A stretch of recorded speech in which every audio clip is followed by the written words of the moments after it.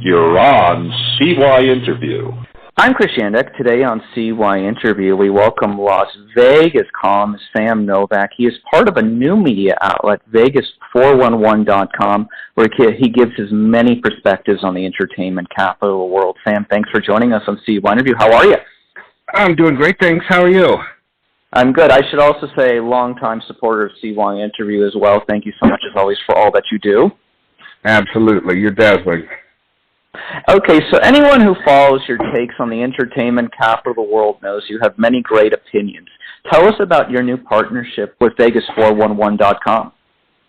Well, I began in the end of June as the new deputy editor of this site. It's very much a multifaceted enterprise. It's got a lot of things that I've been doing, but on a much larger scale. We've got a big team of writers, and we do fun things like top 10 lists, weekend wrap-ups, things that are coming to Vegas in the seasons ahead, restaurant reviews, hotel reviews, reviews of events that have already taken place, and advice on travel tips, places to stay, and things not necessarily that you might want to do. Oh, I hear what you're saying, absolutely. So also, besides a columnist, now Sam Novak is an editor deciding the headlines for Vegas411.com. That must be really exciting. It is. It's given me an opportunity to get my perspective out there to a much larger audience, so I'm really excited that they welcomed me aboard. I tend to have a more unique approach to seeing things in Las Vegas than most. I have known myself or I've advertised myself as being probably biased, but definitely honest. So I see things not always from the top, but from all sides. When did you know you had a passion for writing, just to take it back to the beginning? Well, I didn't actually realize that I had a knack for it. When I was in high school, I had a creative writing class, and my instructor took me under her wing and told me that someday that she thought that I would be a well-read writer. She said that you have the knack for it, just develop it and find something that motivates you to write about, and people will listen. So I didn't really take it too seriously, but in between my high school graduation and entering my first year of college, I was at my home, and this car pulled up in front of my house, and somebody came out. It was a very nicely dressed man in this black limousine, and knocked on my door, and it was a gift from my writing teacher with a cross pen and a note inside saying, "Keep this with you always, and you'll go far." Well, I think so that's a really insightful story. Go ahead. I'm sorry. It was just that kind of always stuck in my mind that maybe someday I would pursue it, and it just so happened that when Vegas came into my life and I realized that was something that I wanted to learn more about and share more about, and those two things came together. What are you hoping to do for the tourist that comes to Las Vegas when they visit Vegas411.com? What are you hoping to give them?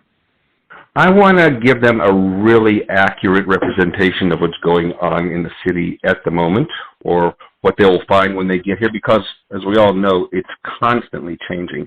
Even in the past year and a half since COVID shut things down, we've gone through a variety of different phases. We've been through desperation and hope and uncertainty and everything in between. So depending whether somebody came at the end of last fall or early this year, they were going to find a drastically different city.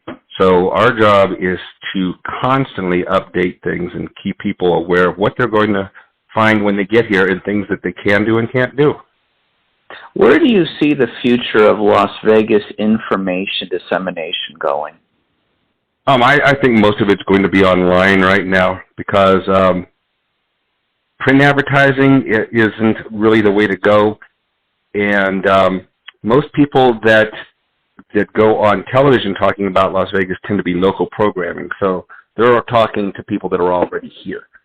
Most people that are coming to Vegas are going to be planning the trips ahead. They want to know what's going on, what kind of shows, what kind of sporting events, and the best way to find that is always going to be on their smartphone or their tablet. And so we need to be as thorough in our information bringing as we can and current as possible so that they have that at their fingertips at any time.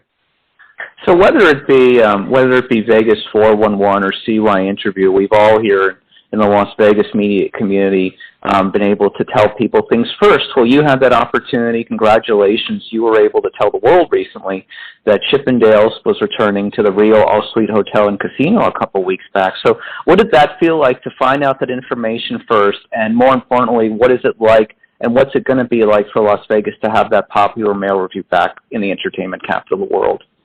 I think that was a really exciting thing to stumble across, and that's exactly what happened, was that I was in the right place at the right time. I was at the Rio attending the Star Trek convention at the end of last month, and I happened to be walking past the theater because I knew that they had been stripping it out. Caesars had evicted them from their show rosters, and I wanted to see what it looked like, my sad old friend going away, because I love the show. I've seen it dozens of times.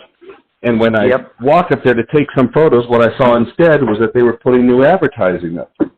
And I questioned the gentleman that was doing the work, and he said, yeah, we just got word that they're bringing it back on September 1st, and so we're getting ready for it. So that was just a quick stroke of luck. And I think that things like that, old standards, or good standards, I should say, that are coming back give a lot of hope for people who may have thought that maybe Vegas isn't the place to go for entertainment anymore. I mean, when Caesars announced that they were closing about a dozen shows and venues, that was very frightening news, and other unrelated properties and the shows that were in them kind of got scared.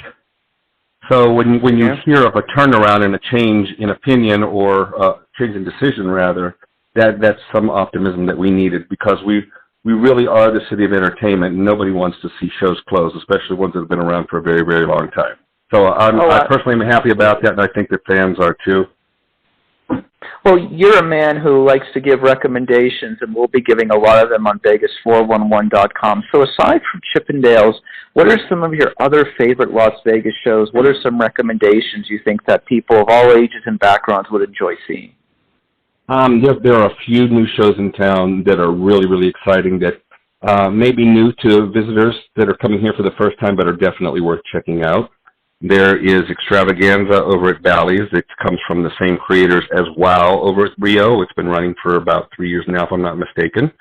There is an excellent show called Queens of Rock, which is at the Mosaic Theater. It's a small venue across from the Park MGM Resort right on the Strip. It's a tribute show with a live band and an amazing live singer by the name of Elizabeth Diaga, who is from Canada.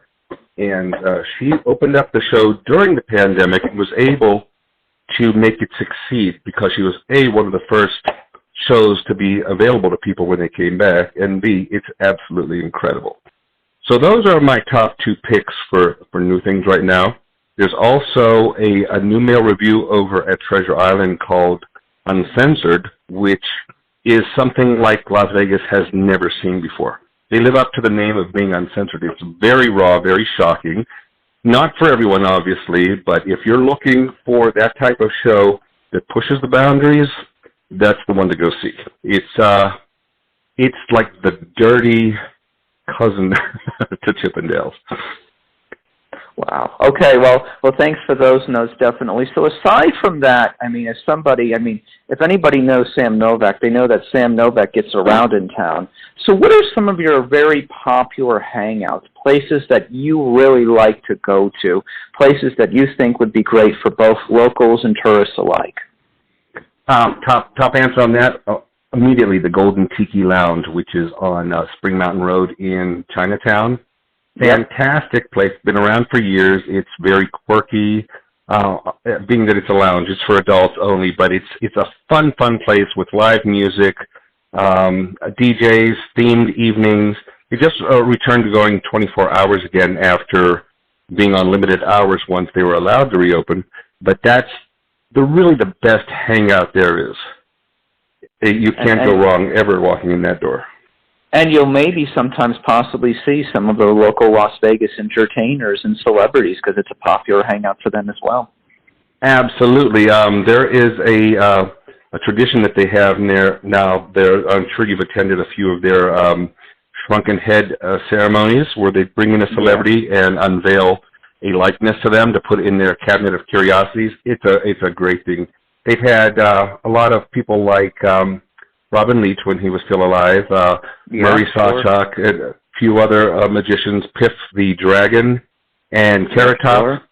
Always a fun time. You never know who's going to be in there. All past CY interview guests, all very cool people, just like you, of course. So let's close with something very fun. As a fellow feline lover, of course, we have Orange the CY interview cats, and of course you have your own cat crew. How would you rate Las Vegas when it comes to being animal and pet friendly? There is a wonderful community of animal lovers here in town. It's a great place to have a pet as long as you don't expect them to stay outside, because obviously the weather and the dryness and the unexpected monsoons that we have, so forth. But there are a number of animal rescue groups, advocate groups, charities that make it easy to adopt an animal and keep them. There are food banks for people who have difficulties keeping their pets if they have any kind of financial crisis. And being that there's so many different types of living arrangements in the city with small apartments, large houses, cats are always a great companion no matter what type of home you live in. So I find that this is a very, very cat-friendly city. I'm just hoping for the day that we have our own cat cafes like we had planned for one time, that will happen again. Oh, I mean, in Las Vegas, everything should happen. I mean, if you can take your dog certain places, why can't you take your cat certain places? You know, right? Absolutely. That's how it absolutely should be. You know, and going forward for focusing on it for a future topic, you should absolutely do an article on cats and dogs on Vegas 411. I'm sure that you'd have. I mean, we have to talk to, when we're talking here today, we're talking with Sam Novak. He's like Mr. Animal Expert of Las Vegas as well, besides being Mr. Where the hot places are, where the best shows are, and all those kind of things. But the minute that I saw in closing, before we wrap up the CY interview, that you had broken the news that Chippendales was coming back to the Rio, I thought that was just like so perfect and so like what should happen in the world. You know what I'm saying? It was like it was written for a TV show. It was a great moment, and I think it's going to turn the tide of where the city is seeing us right now. We've got so many exciting things coming back. Lady Gaga is returning back to Park MGM in October. We've got all these new residencies. Morrissey opened up his show at Caesar's Palace this weekend. We've got great concerts. Bruno Mars is back, and the people are coming back too. The gambling is springing back. The hotel occupancies are doing wonderful, and I'm glad that people are rediscovering what we have to offer here. Well, I mean, the reality of what it comes down to is Las Vegas continues to reinvent itself. For editor and columnist of Vegas411.com, Sam Novak, thank you so very much for joining us today on CY Interview. Anything you want to add in closing? Just check me out. Check out our team. We've got a great website, and you can't go wrong. We're updated daily with a whole bunch of new articles and information. So it's something that you want to bookmark on your browser and come back to several times a day. We always have surprises. Oh, absolutely. We'll continue to check it out every day. Thank you so very much for joining us on CY Interview, Sam, and please hang on. Thank you, Chris. It's been great.